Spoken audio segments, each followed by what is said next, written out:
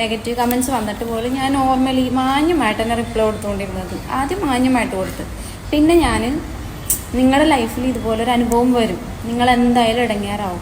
കാരണം നിങ്ങളുടെ ആ ടൈപ്പിങ്ങിലെ ചെറിയ കമൻറ്റ് പോലും ഒരാളുടെ ഹൃദയത്തിൽ മുറിവേൽപ്പിച്ചിട്ടുണ്ടെങ്കിൽ ലൈഫിൽ എന്തായാലും നിങ്ങൾ അനുഭവിക്കണം. ഞാൻ പടച്ചോനൊന്നുമല്ല പറയാൻ, പക്ഷേ ഞാൻ ഒരു മനുഷ്യനാണ്, എനിക്കും ഉണ്ട് ഫീലിങ്സ്. അപ്പം നിങ്ങൾ ഈ പറയണ വാക്ക് എനിക്ക് വേദനിച്ചിട്ടുണ്ടെങ്കിൽ അത് നിങ്ങൾ എന്തായാലും അനുഭവിക്കും.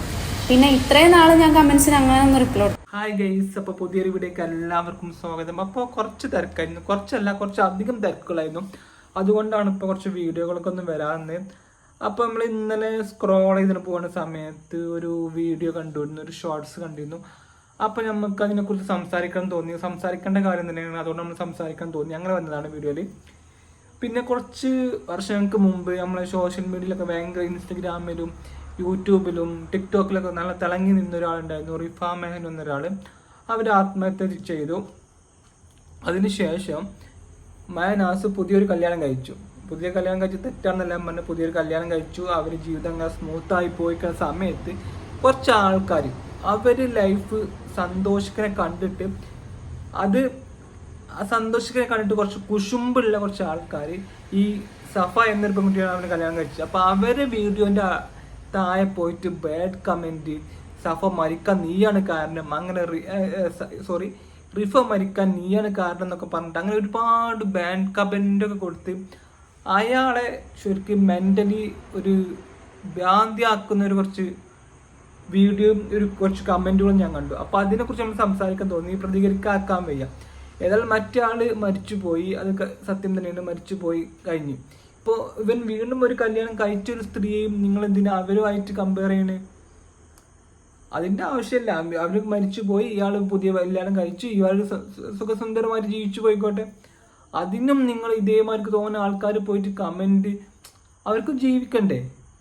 അവർക്കും ജീവിക്കാൻ, ഈ ലോകത്ത് ജീവിക്കാനുള്ള അവകാശമുണ്ട്. നിങ്ങളെ കമൻറ്റ് കാരണം നിങ്ങളെന്താ വെച്ചാൽ കുറച്ച് ചില കമൻറ്റൊക്കെ ഉണ്ട് ഇവിടെ ഇങ്ങനെ തട്ടുമ്പോൾ ഇവിടെ ഇങ്ങനെ തട്ടിയിട്ട് നമുക്ക് എന്താ പറയുക, ജീവിക്കാൻ തോന്നില്ല. അങ്ങനത്തെ കമൻറ്റുകളൊക്കെ ഉണ്ട്. അങ്ങനത്തെ കമൻറ്റുകളൊക്കെ ഞാൻ അയാളെ ബോക്സ് കണ്ടോ. ഞാൻ ഒരു ദിവസം ഞാൻ വെറുതെ ഒന്ന് കമൻറ്റ് ബോക്സ് ഓണാക്കി കമൻറ്റ് ബോക്സിൽ കമൻറ്റ് ചെക്ക് ചെയ്ത് ആ സമയത്ത് ഇവിടെ തട്ടുന്ന കുറച്ച് കമൻറ്റ് ഉണ്ട്. നമുക്ക് എന്തെങ്കിലുമൊക്കെ അവരോട് ദേഷ്യം ഉണ്ടെങ്കിൽ വേണ്ട, ഒന്നും പറയണ്ട, സ്ക്രോൾ ചെയ്ത് നിങ്ങൾ പോയാൽ മതി. എന്തിനാ നെഞ്ചിൽ തട്ടുന്ന കമൻറ്റൊക്കെ ഉണ്ട്?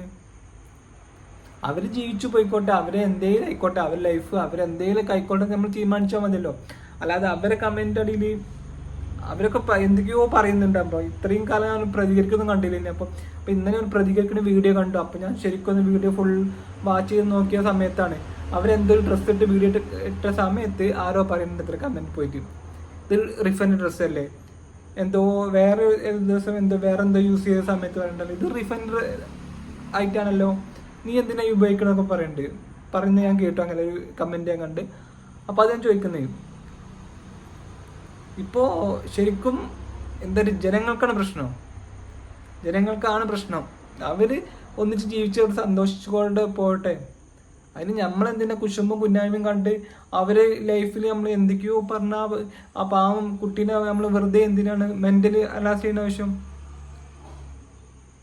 നമ്മളെ വീട്ടിലും ഇപ്പോൾ നമ്മളെ വീട്ടിൽ നമ്മൾ പറയുന്നില്ല, അല്ല അങ്ങനത്തെ ഒരു അവസ്ഥ എന്ന് കഴിഞ്ഞാൽ എന്താ ചെയ്യുക?